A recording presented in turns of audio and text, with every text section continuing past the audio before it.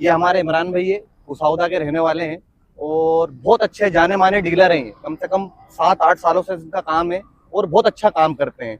और ये Honda city बहुत टाइम से ढूंढ रहे थे, अच्छी कंडीशन में, टॉप कंडीशन में और top model, push button sunroof वाली, जो हमने दी है इनको गाड़ी। और इमरान भाई आप बताइए कि आपको गाड़ी कैसी लगी और कैसा एक्सपीरियंस रहा। जी सर भाई, हमन को होंडा सिटी बहुत टाइम से ढूंढ रहे थे, बहुत काफ़ी टाइम हो गया, 1 साल भर से। वरना होंडा सिटी में हमको होंडा सिटी पसंद आई, आपकी रील देखी थी इंस्टाग्राम पे आपकी, जी जी ये जी। बहुत पसंद आई हमको। हमने पर्सनल हमारे घर के यूज़ के लिए लिए।